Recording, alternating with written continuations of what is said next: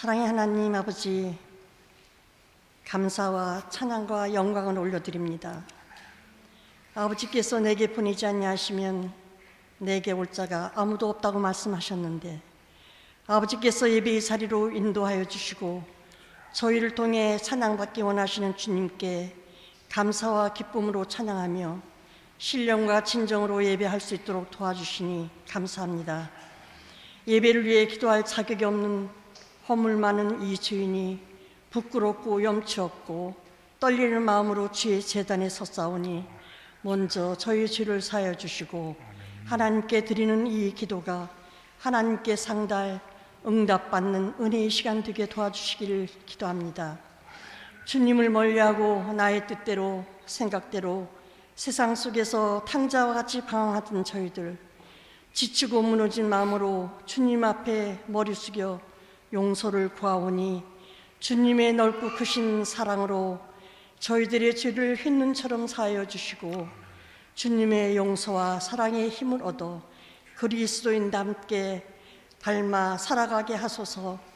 저희들의 나약함과 무능함과 믿음 없음을 용서하여 주시고 우리가 우리의 힘으로 한치도 살 수 없음을 고백하오니 우리 인생의 주인 되신 주님 안에 모든 것이 있음을 깨닫고 주님만 의지하며 주의 계명을 지켜 인생의 행복이 주님 안에 있음을 발견하게 하소서. 주님의 자녀로서 진실함과 정직함과 책임감과 성실함으로 늘 말씀의 묵상으로 인도받게 하시고 주님께 늘 순종과 순복으로 섬길 수 있도록 도와주시기를 기도합니다. 입과 혀를 지키는 자에게 자기의 영혼을 환난에서 보존케 하시는 주의 말씀을 기억하며 말로써 쥐지치 않도록 성숙한 인품의 성도 되게 도와주시기를 바랍니다. 지금 주위에서 나를 힘들게 하는 자 있습니까? 질병으로 고통과 아픔으로 시름하는 자 있습니까? 생활이 어렵고 힘든 어둠의 터널을 지나는 자 있습니까? 위로하지 않도록 도와주시고 항상 주님이 함께 하심을 잊지 않도록 용기와 희망을 주시고 잘 견뎌 인내할 수 있도록 도와주시기를 기도합니다. 그 과정을 통과하여 신앙의 성숙과 성장으로 주님이 쓰시기에 합당한 성품과 믿음의 인격으로 다듬어져 주님 나라에 귀히 쓰이는 일꾼 되게 하실 주님께 감사하게 하소서. 맡은 자에게 구할 것은 충성이라 했으니 우리를 충성되이 여겨 직분을 맡겨주신 주님께 생명 다해 충성하게 하소서. 장로님, 안소 집사님, 권사님, 집사님, 교회의 직분자들 성령 충만하여 교회의 믿음과 신앙의 본이 되게 하소서. 올 한 해를 되돌아봅니다. 많은 열매로 결산을 원하시는 주님 앞에 마땅히 드려야 할 열매 없음을 용서하여 주시고 한 달란트 땅에 묻어둔 종에게 악하고 게으르다고 책망하셨는데 게으른 것도 악한 것임을 깨닫게 해주심을 감사하며 2023년 부지런함과 열심으로 새로운 계획과 새로운 도전으로 섬길 수 있도록 결단하며 결심하며 나아가게 도와주옵소서. 가정에서 일터에서 교회에서 맡은 일에 부지런함과 열심으로 삶이 윤택해질수록 도와주시길 원합니다. 우리가 살고 있는 이 세대는 사방에서 세상 권세 잡은 마귀 사단이 우리를 옥조여오는 공격으로 불안과 공포 속에서 헤어나기 힘든 세대를 살아갑니다. 홍수와 기근과 화산의 폭발과 굶주림과 추위에 전쟁의 위험과 공포로 신음하며 살아갑니다. 저희들의 교만과 주님을 떠나 마귀 사단의 종으로 살아가는 삶에서 주님께 돌아와 여호와만 의지하며 살게 도와주시고 세상의 모든 환난에서 건져주시기를 기도합니다. 왕이 없던 사사기 시대처럼 스스로 자기 소유가 옳은 대로 주장하며 어른이 없는 세대요 부모가 없고 자식은 이때 내 자식이 아닌 하나님의 뜻을 거역하며 두려워하지도 무서워하지도 않는 악하고 타락한 세대로 변했습니다. 남자와 여자를 창조하시고 한 가정을 이루며 생육하고 번성하여 땅에 충만하라 가정을 축복하셨는데 가정이 깨지고 인류의 종말을 스스로 자처하는 어리석은 인간들이 되어갑니다. 한 가정의 아버지가 둘이요 어머니가 둘이며 동성애 젠더 스스로 자기의 성을 선택할 권리가 있다고 말하며 임신과 출산을 거부하고 허울조는 인권 옹호라는 이름하에 마귀 장난이 숨어 있습니다. 포괄적 차별금지법을 막아주시고 너희는 세상의 빛이요 소금이라 말씀하셨는데 세상을 향해 외치지 못하는 나약하고 무능한 이름만 그리스도인인 저희들을 용기를 주시고 세상의 진리를 외치는 강하고 담대한 믿음의 용사 진리의 군병 되게 도와주옵소서. 우리 자녀들의 앞날에 올바른 하나님의 창조 질서가 회복되고 정의와 질서, 공의가 해처럼 밝게 비추게 도와주시기를 원합니다. 믿음에 있어 명문 가문, 대를 이어 믿음을 전승하고 하나님의 축복받는 믿음의 가문을 이루어가는 중추돌이 되어 하나님의 축복 속에 살아가게 하소서. 어두운 밤이 쉬옵니다. 젊은 열무께 청년들이여 젊음을 주님께 드리십시오. 가치 있는 일에 투자하십시오. 그들의 인생이 하나님으로부터 빛날 것입니다. 임수빈 목사님을 위해 기도합니다. 축복하여 주시고 말씀 준비하실 때마다 성령의 충만함으로 지성소에서 주님을 만나게 하시고 천성의 주의 복된 소식을 저희들에게 잘 전하여 하나님의 교회가 이 땅에 존재하는 이유가 무엇인가를 깨달아 함께 달려가게 하시고 코로나로 무너진 교회의 성벽을 재건하여 모든 부서들이 힘차게 성령 충만함으로 일어나게 하시고 내 집은 만민이 기도하는 집이라 하셨는데 기도하며 주의 뜻을 이루어가는 성교와 영원 구원에 전진하게 하소서. 강하고 담대하라 내가 너와 함께 하리라. 임수빈 목사님 늘 강하고 담대하게 함께하여 주시고 주님이 늘 영육간에 강건하게 도와주실 것을 기도합니다. 우리의 생명의 양식으로 이 땅에 우리와 함께 하실 임마누엘의 주님의 탄생을 고대합니다. 기쁘다 구주 오셨네 만백성 맞으라. 동방박사들의 보배함을 열어 황금과 유향과 몰약을 예물로 준비하여 주님을 맞이한 것처럼 우리도 우리의 귀한 예물 준비하여 이 땅에 오실 주님을 환영하며 기뻐하는 성탄절 되도록 도와주시기를 바라며 예배의 처음과 마지막 친교회까지 임마누엘 우리와 함께 하실 주님의 이름으로 감사하며 기도드렸습니다. 아멘.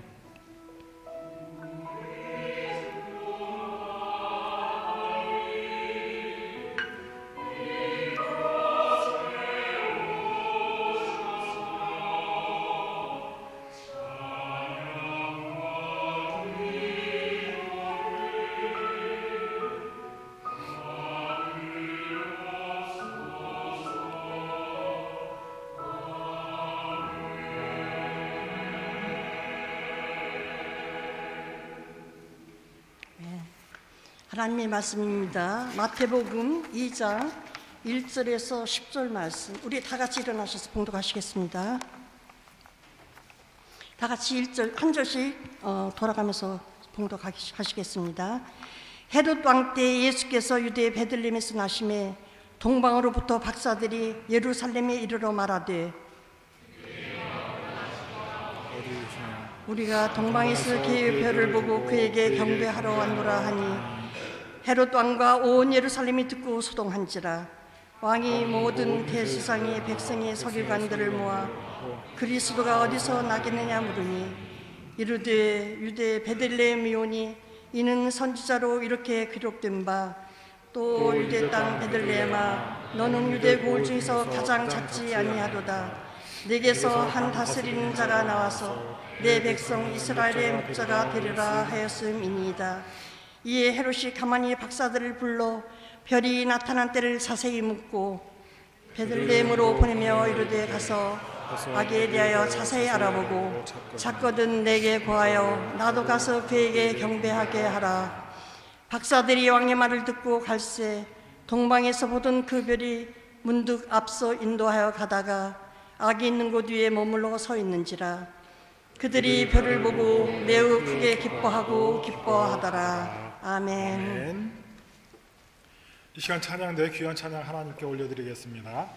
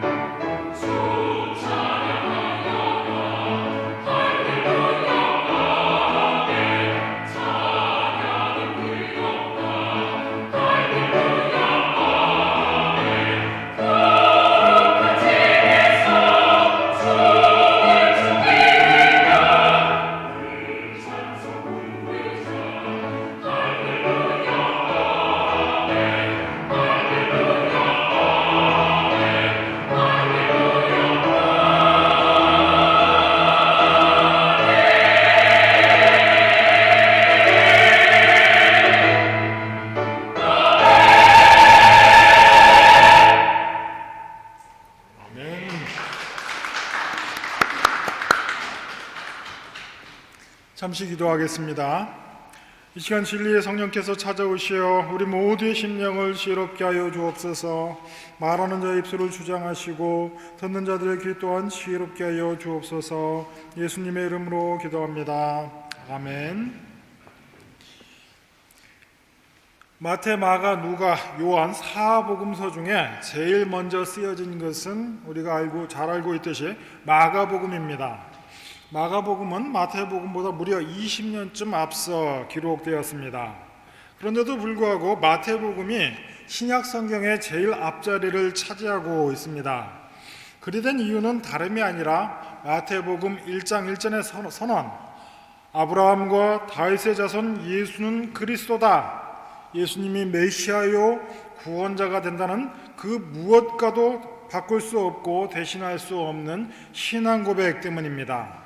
마태복음이 아브라함과 다윗의 이름을 제일 앞에 거론하는 이유는 예수께서 이 땅에 오신 것이 인간의 혈통을 따라 오셨기 때문이 결코 아닙니다.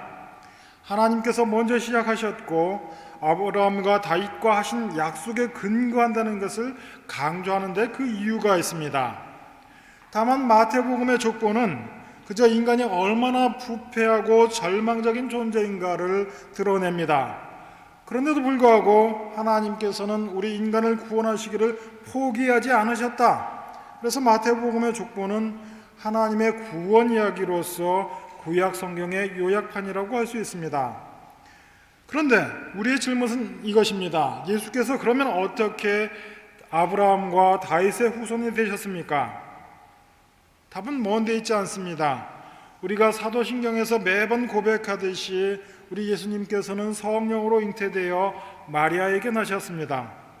바로 이 마리아가 아브라함과 다윗의 후손인 요셉과 결혼한 까닭에 우리 주님께서는 아브라함과 다윗의 후손이 되었습니다. 한마디로 요약하자면 예수님께서는 인간 족보의 일원으로 이 땅에 오신 것이 아니라 인간의 족보를 끝내고 새로운 족보를 여시기 위해 이 땅에 오신 줄로 믿습니다. 죄인으로 태어나서 죄인으로 죽어 끝날 수밖에 없는 아담의 족보를 끝내시고 새로운 생명의 족보로 우리 주 예수께서 이 땅에 오신 줄을 믿습니다.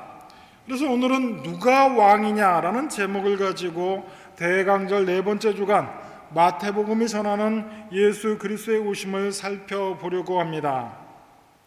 오늘 본문 1절과 2절 말씀을 보면 동방에서 온 박사들이 유대인의 왕이 어디에 있느냐 물었고 이 때문에 온 유다 땅에 소동이 벌어집니다. 온 유대 사회가 시끄러워진 까닭은 박사들의 질문처럼 왕이 어디에 있는지 몰랐기 때문이 아닙니다. 왕이 다스리고 있는 그 땅에 박사들이 와서 참된 왕이 누구냐라고 질문을 던졌기 때문입니다. 1절과 2절 말씀입니다. 헤롯 왕 때에 예수께서 유대 베들레헴에 나심에 동방으로부터 박사들이 예루살렘에 이르러 말하되 유대인의 왕으로 나신 이가 어디에 계시냐? 우리가 동방에서 그의 별을 보고 그에게 경배하러 왔노라 하니. 이 말씀을 읽을 때면 우리는 두 가지 사실이 너무 궁금합니다. 오늘 앞에 보시듯이 우리 예배당에도 별을 걸어 놓았는데 이때 나타난 별의 정체가 무엇인지 그리고 별의 의미가 무엇인지가 궁금합니다. 그리고 동방박사는 어디에서 왔으며 뭐 하는 사람인지인데 이 별을 찾아왔느냐 이 사실 역시 궁금합니다. 이 별에 관한 실마리가 다름 아닌 민수기 24장 17절에 나오고 있습니다. 민수기 24장 17절 말씀입니다. 내가 그를 보아도 이때 일이 아니며 내가 그를 바라보아도 가까운 일이 아니로다. 한 별이 야곱에게서 나오며 한 규가 이스라엘에게서 일어나며 모압을 이쪽에서 저쪽까지 쳐서 무찌르고 또 셋의 자식들을 다 멸하리로다. 이 말씀은 출애굽하여 광야를 지나고 있는 이스라엘 백성을 저주하기 위해 모압 왕 발락이 선지자 발람을 불러드립니다. 모압 왕 발락은 선지자 모압에게 이스라엘을 저주하라고 명했으나 하나님께서 발람 선지자의 입을 주장하여 저주하시는 대신 축복케 하시는데 그 내용이 바로 민수기 24장 17절 말씀입니다. 내가 그를 보아도 이때의 일이 아니며 내가 그를 바라보아도 가까운 일이 아니로다. 무슨 말이야? 당장도 아니고 굉장히 먼 미래일 수 있으나 반드시 한 별이 야곱에게서 나오며 한 규가 이스라엘에게서 일어서리라. 이스라엘 가운데에서 한 주권자가 날 것인데 그 징조가 바로 별이 될 것이다. 그런데 이 별의 실체가 무엇이냐? 학자들은 세 가지 중에 하나로 그 가능성을 꼽습니다. 하나는 슈퍼노바 해서 우리말로 초신성, 큰 별의 폭발이 그 무렵 있었을 것이다. 두 번째 주장은 아니다, 혜성이 지나갔을 것이다. 세 번째는 목성과 토성의 대합, 이른바 맨눈으로 바라볼 수 있는 목성과 토성이 겹쳐질 때 밝은 빛을 내는데 이것이 아니었겠느냐라고 생각합니다. 대략 이 세 가지 중에 하나가 그 별일 것 같은데 재작년 코로나 팬데믹이 벌어지고 첫 번째 성탄절 무렵에 실제로 이런 일이 일어났습니다. 그래서 연합뉴스 기사로 동방박사가 인도한 크리스마스 별 800년 만에 다시 관측이라는 기사가 나오기도 했습니다. 나중에 한번 찾아보십시오. 그때의 동영상들 인터넷에서 확인할 수 있습니다.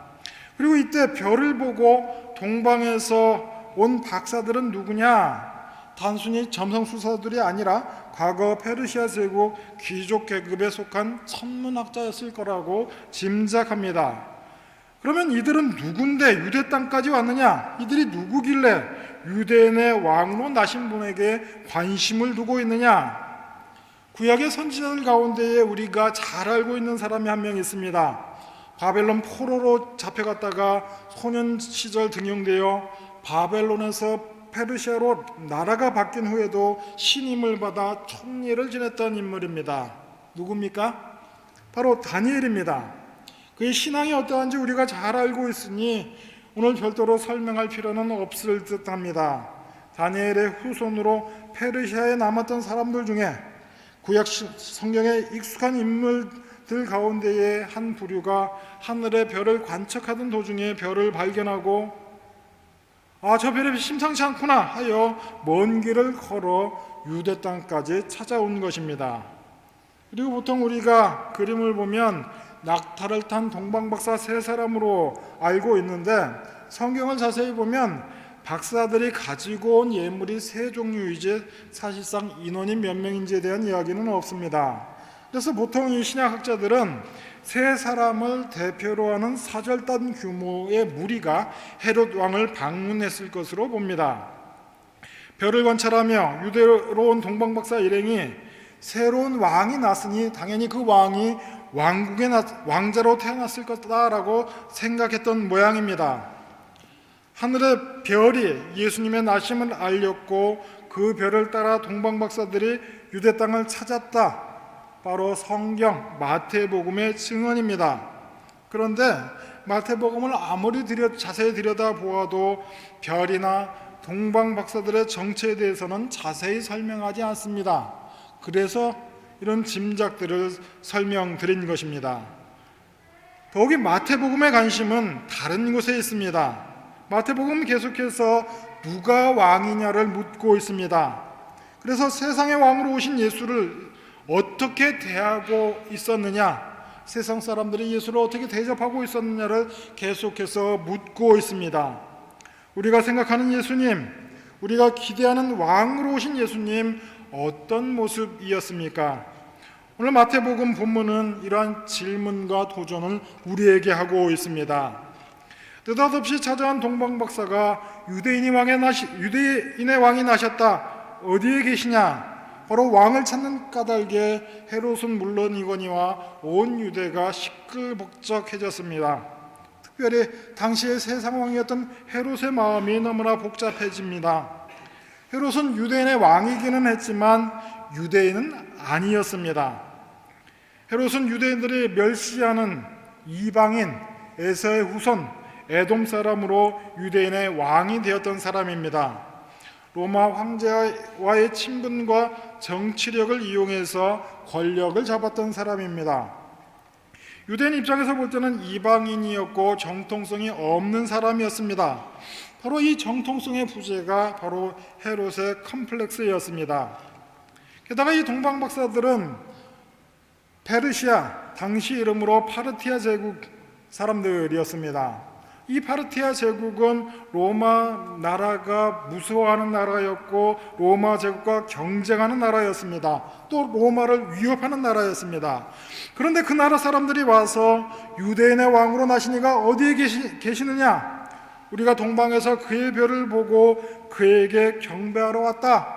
이렇게 이야기하니 오늘 3절 말씀처럼 헤롯 왕과 온 예루살렘이 듣고 소동하게 된 것입니다. 오늘 본문 말씀은 새로운 왕, 참된 왕, 진짜 왕이 이 땅에 나셨다. 그런데 이 땅에 오신 예수를 세상 사람들은 오해했을 뿐만 아니라 반기지를 않았다라는 사실을 전하고 있습니다. 그래서 오늘 본문 말씀을 제대로 이해하려면 우선은 마태복음의 첫 번째 독자였던 90년경 유대 기독교인들의 상황을 우리가 알아야 할 필요가 있습니다.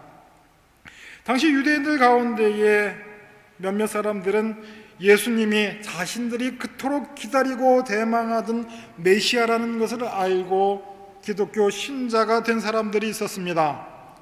죽음으로 끝날 수밖에 없는 인생을 구원하러 우리 주 예수께서 오셨다. 그는 십자가에서 죽으셨으나 하나님께서 그를 부활시키셨고 예수의 무죄함을 확인시켜 주셨다. 세상을 넘어서는 예수 그리스도의 부활과 승리를 알게 되었다. 바로 이런 감격에 가득 찬 신앙생활을 시작한 일군의 유대인들이 있었습니다. 당시에 유대인 기독교 신자들은 감격으로 신앙생활을 시작했으나 변하지 않을 뿐만 아니라 도무지 나아지지 않을 것 같은 현실 앞에서 도대체 이것이 무엇인가 당황하는 경험을 하게 되었습니다. 예수께서 이 땅에 오시어 부활 승리하시고 구원의 문을 활짝 열어놓으셨으나 로마라는 나라는 여전히 강성하고 망할 줄 모릅니다. 그리고 고달픈 신자의 삶은 하나도 바뀐 것이 없었습니다. 나의 신분은 죄인에서 구원받은 백성으로 바뀌었으나 신자로 살아가는 현실은 믿기 이전과 달라진 것이 아무것도 없더라. 예수께서는 승리하셨으나 교회는 아직도 세상으로부터 핍박을 받고 있더라. 더욱이 유대인으로서 그리스도인이 된 사람들, 세상으로 받는 핍박은 물론이거니와 동족 유대인들에게도 핍박을 받게 되었습니다. 왜 나무에 달린 사람을 너희는 구세주 메시아라고 하느냐? 우리의 메시아는 아직 오지 않았다 라고 말하는 유대인들에게 핍박을 받게 되었습니다. 바로 이들의 질문이 이것입니다. 하나님은 당신을 믿는 신자들을 세상 가운데에, 고난 가운데에 왜 아직도 두고 계시는가? 그 이유에 대한 답으로 주어진 것이 오늘 마태복음입니다. 스스로 신세한탄을 하기 이전에 이 땅에 왕으로 오신 예수께서 어떠한 대접을 받았는가 보여주고 있는 것이 오늘 우리 앞에 마태복음으로 주어졌습니다. 마태복음 1장 그리고 2장 3장까지도 예수께서 아직 무엇을 하셨다라고 이야기하지 않습니다. 그저 예수께서 어떠한 대접을 받으셨는가를 담담히 전하고 있고 마태복음 4장쯤 가야 비로소 예수께서 하신 일이 소개되기 시작합니다. 앞서 말씀드린 대로 마태복음 2장의 관심은 하늘에 나타난 별도 아니고 동방박사도 아닙니다. 아기 예수는 이미 세상에 오셨고 이 예수가 왜 오셔야 했는가를 마태복음은 앞서 이야기하고 싶어 합니다. 그리고 이렇게 오신 예수를 세상이 어떻게 생각하고 어떻게 대접했는가, 바로 이것이 오늘 본문의 가장 크고 중요한 관심사입니다. 이 땅에 참된 왕으로 오신 예수를 세상은 경계했고 유대인들은 그들의 메시아가 아직 오지 않았다라고 생각했습니다. 오로지 이방인들만이 예수를 찾았다, 오직 이방인들만이 예수를 찾아가 먼저 경배했다, 이런 이야기를 하고 있습니다. 4절 말씀입니다. 왕이 모든 대제사장과 백성의 서기관들을 모아 그리스도가 어디에서 나겠느냐 물으니, 헤롯이 유대 종교 지도자들에게 자문을 구하는 이유가 있습니다. 헤롯 왕 스스로는 성경을 잘 알지 못했지만 유대인들이 메시아를 대망하고 기다리고 있다는 사실을 알고 있었고, 성경이 메시아를 예언하고 있다는 사실을 알고 있었습니다. 이런 까닭에 헤롯 왕은 유대 종교 지도자들에게 유대의 왕이 어디에서 날지를 묻고 있는 것입니다. 그래서 성경에 정통한 종교 지도자들은 베들레헴이다 라는 답을 어렵지 않게 내놓았습니다. 오늘 본문 5절과 6절 말씀입니다. 이르되 유대 베들레헴이오니 이는 선지자로 이렇게 기록된 바, 또 유대 땅 베들레헴아 너는 유대 고을 중에 가장 작지 아니하도다. 내게서 한 다스리는 자가 나와서 내 백성 이스라엘의 목자가 되리라 하였음이니라. 마태복음은 미가 선지자의 예언을 인용하고 있는데, 그 이유는 메시아의 운명과 사명이 그 안에서 명확히 드러나고 있기 때문입니다. 이 마태복음은 미가 선지자의 예언과 활동을 상기시키고 있는데, 이것은 당시 유대인들에게 너무 익숙한 내용입니다. 미가의 이름 뜻은 누가 하나님과 같은가입니다.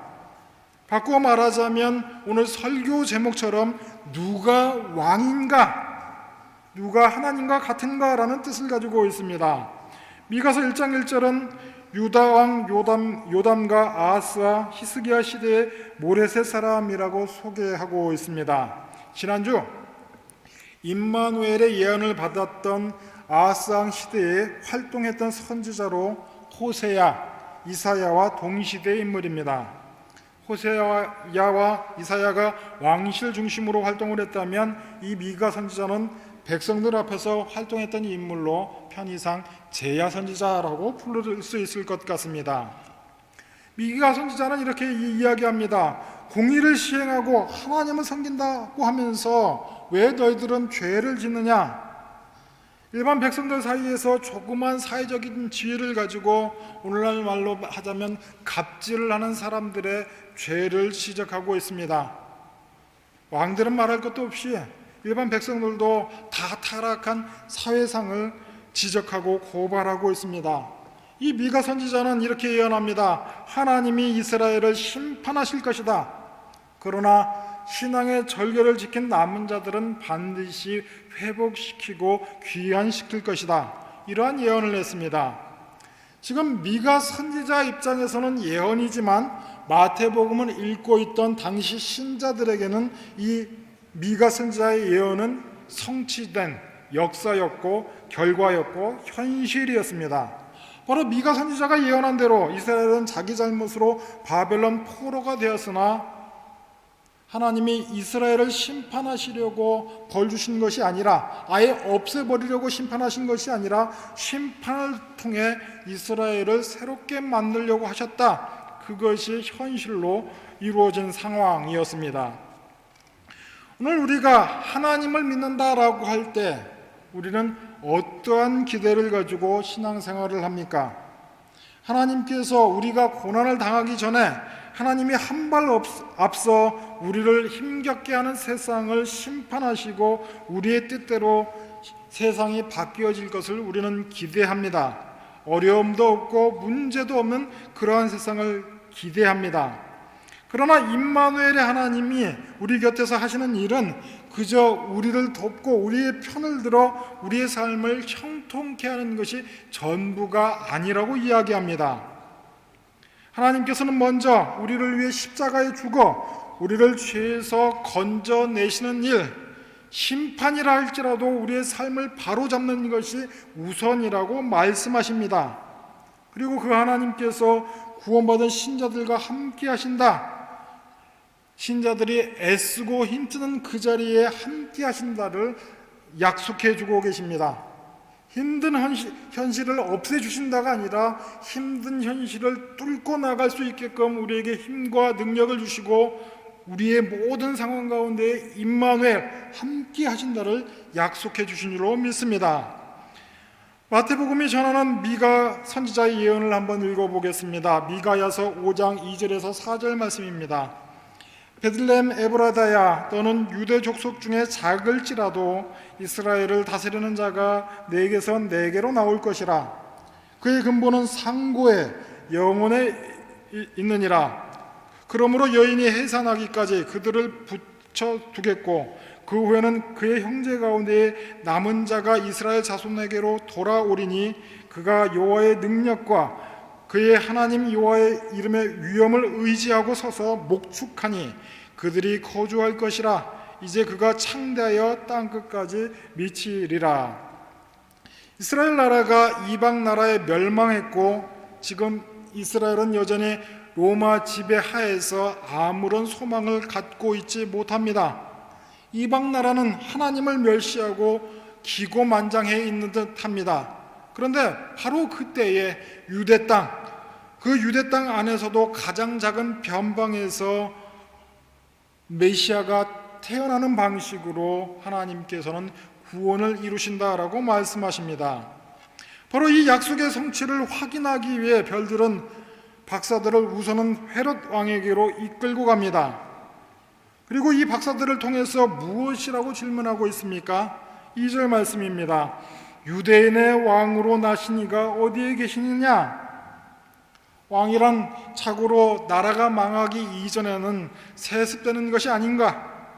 만약 새로운 왕이 난다라고 하면 헤롯이 아들을 낳아야 마땅합니다. 왕자가 있어야 마땅합니다. 그런데 헤롯이 아직 자식이 없는데 동방박사는 헤롯 왕 앞에 가서 유대인의 왕이 어디 있느냐라고 묻고 있습니다. 미가야 선지자가 예언한 왕은 베들레헴에서 나는데 그 하나님의 약속이 이미 이루어졌고 그 약속에 대한 선포, 약속의 성취에 대한 선포가 제일 처음 누구 앞에서 이루어지고 있느냐? 세상의 왕으로 군림하고 있는 헤롯 왕 앞에서 이 땅의 왕으로 오신 예수가 선포되어지고 있습니다. 세상은 하나님께 관심이 없고 오히려 하나님을 반대하고 있는데 그럼에도 불구하고 하나님께서는 그 약속을 신실하게 수행하고 계시다. 그 사실을 세상 나라, 세상 왕 가운데에서 선포하고 있습니다. 동시에 그러면 누가 참된 왕이겠느냐? 이렇게 묻고 있는 것입니다. 예언을 따라, 약속을 따라 그 왕이 이 땅에 오셨다. 지금 이스라엘 나라는 로마의 속국이고 삼켜진 것 같은데 그게 다가 아니다를 마태복음이 복음으로 이야기하고 있습니다. 하나님의 나라는 세상 나라보다 크다. 하나님의 나라는 세상 나라의 방해를 받지 않는다. 하나님의 구원은 언제 어디서나 이루어진다.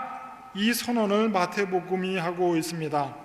7절과 8절 말씀입니다. 이에 헤롯이 가만히 박사들을 불러 별이 나타난 때를 자세히 묻고 베들레헴으로 보내며 이르되 가서 아기에 대하여 자세히 알아보고 찾거든 내게 고하여 나도 가서 그에게 경배하게 하라. 오늘 본문에서 참으로 이상해 보이는 사실 두 가지가 있습니다. 하나는 유대 종교 지도자들과 헤롯 왕이 한자리에 모여 묻고 답하는 모습이 너무 이상해 보입니다. 둘 사이가 좋아 보이고 협력하는 것이 이상해 보인다라는 말입니다. 헤롯은 로마의 앞잡이인 동시에 이방인으로 유대민족을 억압하는 사람이었습니다. 그리고 유대민족의 모든 사람들은 자신들을 해방시켜줄 메시아를 기다리고 있습니다. 그러면 세상 나라의 왕과 메시아를 기다리는 종교인들 사이가 서로 불편하며 껄끄러워해야 하는 것이 마땅한데 한 곳에 모여 헤롯 왕은 자문을 구하고 있고 종교 지도자들은 답을 하고 있습니다. 도무지 한 자리에 올려질 수 없는 사람들이 이렇게 모여 있습니다. 2000년 전 장면인데 왜 이 장면이 낯설지 않고 익숙해 보이는지 저는 잘 모르겠습니다. 헤롯 왕으로서 왕이 난다라고 하면 반역의 씨앗이니 얼른 쫓아가 제거해야 하는 것이 마땅합니다. 그런데 왕은 박사들에게 혹시 왕을 찾으면 기별해달라고 할 뿐 아무런 대책을 강구하지 않습니다. 적어도 헤롯은 그 순간만큼은 베들레헴이라는 도시에서는 왕이 날 수 없다라고 착각했던 것 같습니다. 그런데 더더욱 이상한 것은 이것입니다. 세상 왕은 그럴 수 있습니다. 그러나 구약 성경을 하나님의 말씀으로 믿는 유대 종교 지도자들이 기다리던 메시아가 태어났다라고 하는데도 찾아가 경배하지 않는 것이 너무나 이상합니다. 아무도 베들레헴을 찾지 않습니다. 그렇다고 예루살렘과 베들레헴 사이의 거리가 뭐냐? 그것도 아닙니다. 그 거리는 불과 10km 남짓입니다. 그 당시에 자동차가 있을 리 없으니 걸어가는 수밖에 없을 것입니다. 10km.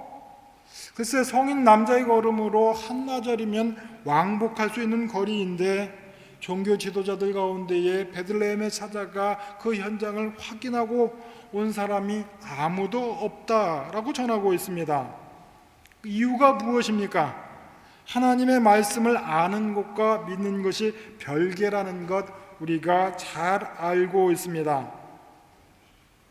어쩌면 종교 지도자들은 새로운 왕, 참된 왕, 메시아가 이 땅에 오는 게 싫었을지 모르겠습니다. 자신들이 누리고 있는 그 기득권이 무너질까 봐 오히려 메시아의 오심을 부인하고 싶었는지 모르겠습니다. 오늘 본문 말씀을 보니 그저 이방인 박사들만 왕으로 오신 아기를 찾으려고 애쓰고 있는 모습이 눈에 들어옵니다. 9절 10절 말씀입니다. 박사들이 왕의 말을 듣고 갈새 동방에서 보던 그 별이 문득 앞서 인도하여 가다가 아기 있는 곳 위에 머물러 서 있는지라. 그들이 별을 보고 매우 크게 기뻐하더라. 오늘 7절 말씀을 보면 헤롯이 박사들에게 별이 나타난 때를 자세히 묻는 것을 보니 그 순간에 별이 시야에서 사라졌던 모양입니다. 별이 사라져 보이지 않으니 유대 종교 지도자들이 일러준 대로 베들레헴으로 가는 수밖에 없었던 것 같습니다. 헤롯이 머물던 궁을 나와 베들레헴으로 향해 갈 때 동방에서 보았던 별이 다시 나타났다라고 본문이 전하고 있습니다.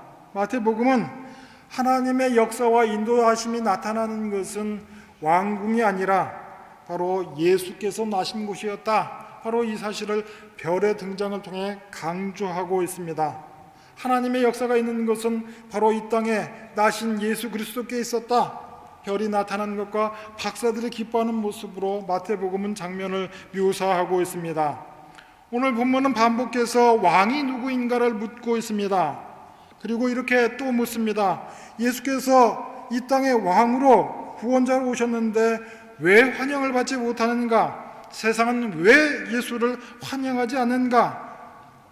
예수께서 이 세상에 왕으로 오셨으나 세상에서 어떤 대접을 받으셨고 예수께서 어떻게 사명을 감당하시는가에만 마태복음은 관심을 갖고 전하고 있습니다. 그러면 2000년이나 지났는데 우리는 왜 이 사실을 다시 한번 확인하며 대림절을 기념하고 있습니까?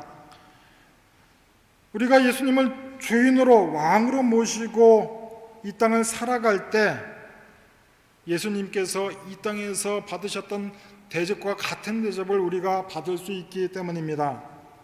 예수께서 이 땅에 왕으로 오셨고 온 인류를 구원하러 오셨으나 이 땅에서 환영받지 못하셨습니다. 그럼에도 불구하고 우리가 이 땅에서 예수를 모시고 예수를 닮아가겠다라고 결심하는 것, 세상의 환영을 받지 못할 때가 많다는 것 우리가 잘 압니다. 세상을 신자로 살아가는 것, 때로는 우리에게 고난이 될 때가 있습니다. 그러나 예수님 때문에 세상에서 겪게 되는 크고 작은 고난이 우리를 그리고 우리의 신앙을 더욱더 단단하게 만들어줄 줄로 믿습니다.